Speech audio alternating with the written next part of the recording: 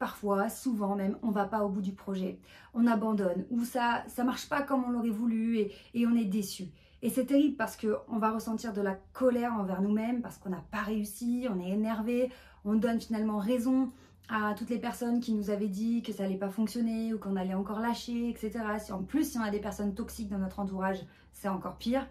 On peut ressentir de la tristesse parce que waouh, on est tellement déçu que ça ne fonctionne pas. Bref, toutes ces choses qui peuvent nous brasser et nous ronger, et bien là en fait, je vais vous expliquer dans cette vidéo la différence vraiment, ce qui va faire que cette fois-ci, vous n'allez pas abandonner, vous n'allez pas lâcher, même si vous rencontrez des obstacles, même si vous êtes déçu sur certains points, vous allez continuer jusqu'à ce que ça réussisse. Donc, première chose à comprendre, c'est que à un moment donné, on va vous dire oui, il faut croire en toi. Il faut croire en toi, c'est ça qui va faire que tu y arrives. Oui, il faut croire en toi, allez. Mais on va pas se mentir. C'est très compliqué de croire en soi parce qu'on a cette tendance à se dévaloriser, on a tendance aussi à se comparer et dans la majorité des cas, dans la majorité des personnes, en tout cas tant qu'on n'a pas travaillé sur soi, on va avoir tendance à se dire eh ben voilà, tu vois, t'as encore raté, eh ben voilà, t'as été ridicule, eh ben voilà, t'as pas su quoi dire.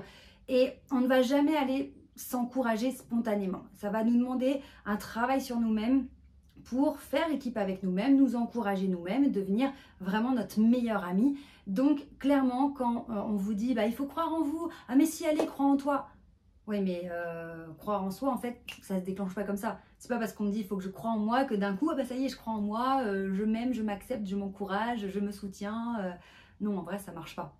Donc comment faire quand on n'arrive pas encore à véritablement croire en soi? Et je vous demande là, dans cette vidéo, posez-vous la question, est-ce que vous êtes toujours de votre côté? Est-ce que vous êtes toujours en train de vous encourager? Est-ce que vous êtes toujours en train de vous parler de la meilleure des façons, de vous dire des mots gentils, encourageants, de vous rassurer, de vous motiver? Est-ce que c'est le cas? Peut-être pas. Et si vous avez plutôt tendance à vous dire, eh ben voilà, t'es nul, eh ben voilà, les gens s'intéressent pas à ce que tu fais, eh ben voilà, t'as encore raté, là, on a du boulot sur ça. En attendant, vous savez que j'aime vous donner des conseils vraiment concrets, parce que le développement personnel, c'est bien, mais quand finalement on ne sait pas quoi faire, comment l'appliquer, ça sert à rien. Donc, comment faire? Dites-vous que si vous n'arrivez pas encore à croire en vous, ce qui va vous permettre d'avancer malgré tout, c'est de vous discipliner.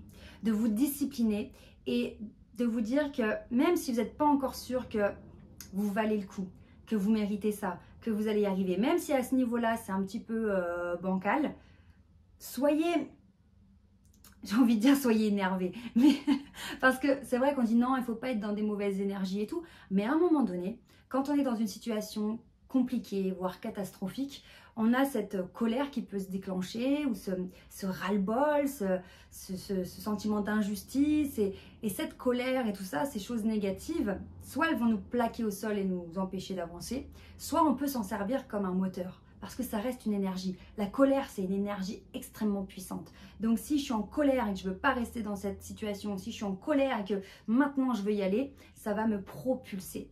Donc si vous ne croyez pas encore en vous, si vous n'arrivez pas à être bienveillant envers vous-même, eh ben bottez-vous les fesses, parce que ça va vous propulser et vous allez avoir des résultats concrets. Attention, évidemment, un bémol, on va pas se botter les fesses jusqu'à faire une surcharge, un burn-out et tout ça. Ce que je veux dire par là, c'est que accrochez-vous, quoi. Et j'ai un mentor qui m'a donné cette phrase. Je crois que c'est la phrase la plus puissante que j'ai entendue, en tout cas à l'époque où j'en avais vraiment besoin. Cette phrase, je me rappelle encore le jour où je l'ai entendue. C'est incroyable comme ça, c'est figé dans mon esprit. Cette phrase, c'est « Ne vous laissez plus la possibilité d'échouer ». Sous-entendu, c'est fini. Pas cette fois. Cette fois, on y va et c'est la bonne. Évidemment, il y a une petite voix qui va nous dire « Oui, mais imagine que si jamais c'est toujours pas la bonne. Oui, mais imagine, là, tu te dis « Je me laisse plus la possibilité d'échouer, mais que t'échoues quand même. » On aura toujours ces petites voix vicieuses qui viennent là. mais cette fois, non. Cette fois, non, parce qu'on a les crocs, parce qu'on sait que c'est difficile. On sait que toutes les personnes qui atteignent le succès, elles ne passent pas d'une situation novice, débutante, avec une simple idée, à d'un coup, paf, la réussite totale, l'aisance, l'expertise. Ça n'existe pas. Il n'y a pas de raccourci en fait. Donc, et puis même s'il y a une personne qui connaît un succès extrêmement rapide, que va-t-il se passer?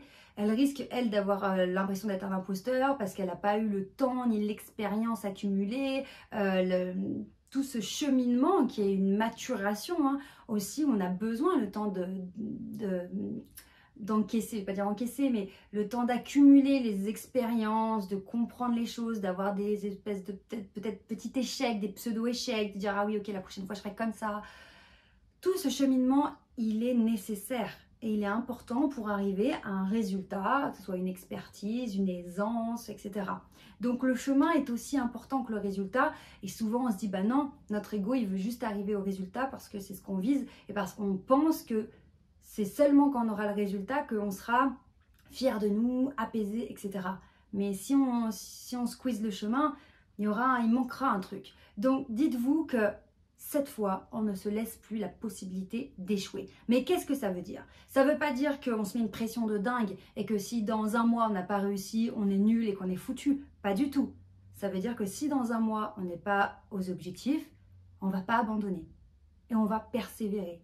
Peut-être qu'on va plus se discipliner ou peut-être qu'on va plus se reposer parce qu'on a travaillé comme des malades et que du coup on est fatigué, on a une surcharge mentale, on est énervé, on pète les plombs, etc. On tombe malade. Donc peu importe ce qui fait qu'on n'a pas atteint nos objectifs, parce qu'on s'est dit que cette fois-ci on ne se laisserait plus la possibilité d'échouer, eh bien on va aviser. Peu importe la raison qui fait qu'on n'a pas atteint nos résultats, cette fois-ci on n'abandonne pas. Et soit il faut travailler plus, soit il faut travailler différemment, soit il faut travailler moins. Peu importe ce qu'il faut faire, mais on le fera parce qu'on sait que le chemin est plein de virages, de montagnes, de creux, de ravins parfois. Et c'est normal, ça fait partie de la vie.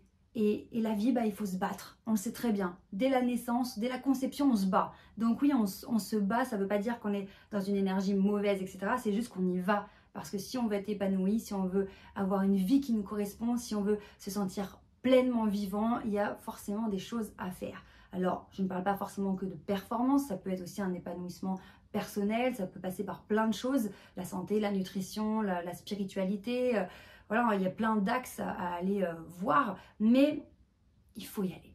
Donc, ne vous laissez plus la possibilité d'échouer.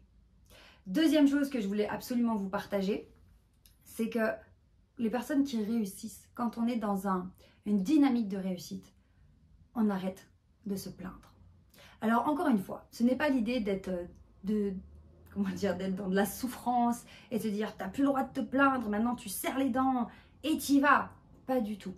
Le fait de se plaindre, finalement, on conditionne notre cerveau aux problèmes et aux aspects négatifs. Quand je me plains que je suis fatiguée, je me plains que j'y arrive pas, je me plains que ça va pas comme je veux, que tout est compliqué, tout est pénible, tout est laborieux.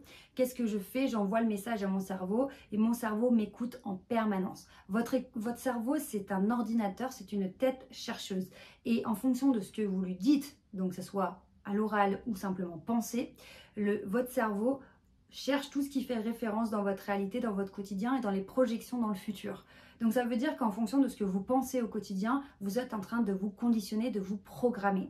Donc attention absolument à ce que vous racontez dans la journée et si vous passez votre temps à vous plaindre, eh bien votre cerveau est calibré à chercher des problématiques partout parce que vous lui dites la vie c'est que des problèmes. Donc il va vous faire plaisir et aller chercher tout ce qui correspond aux problèmes. Et donc en faisant ça, il va éliminer de votre attention, il ne va pas porter votre attention sur les choses positives, sur les opportunités, sur les choses que vous pourriez construire.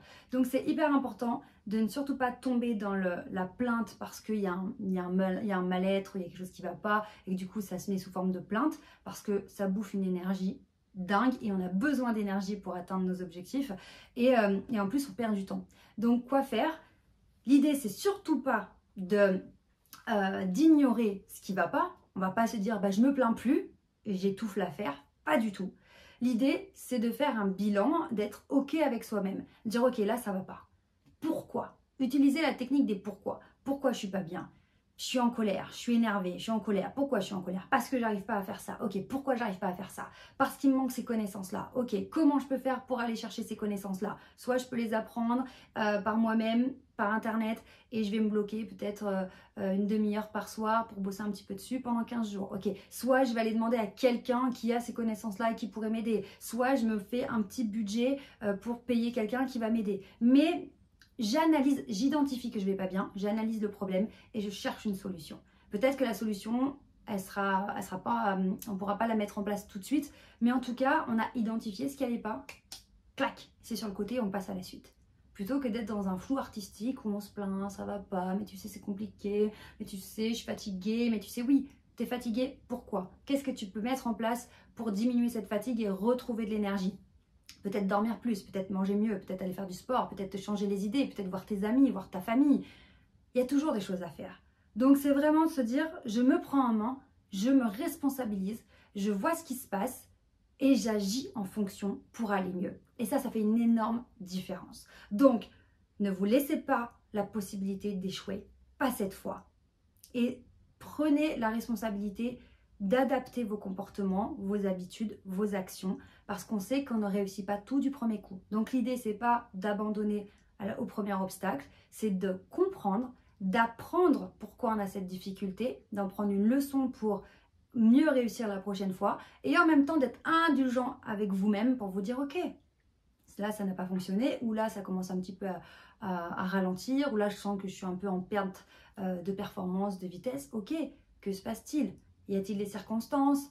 Qu'est-ce que je peux faire? Comment je peux changer? Indulgence, patience, persévérance, discipline, mais surtout beaucoup d'amour envers vous-même, parce que quand vous vous battez au quotidien, vous vous battez pour vous, parce que vous méritez de réussir et vous méritez d'être heureux. Je vous embrasse très très fort. N'oubliez pas que vous avez ma formation gratuite 21 jours pour devenir un super communicant qui est disponible. Il vous suffit de cliquer sur le lien sous cette vidéo. Prenez bien soin de vous, vraiment, vraiment, c'est super important.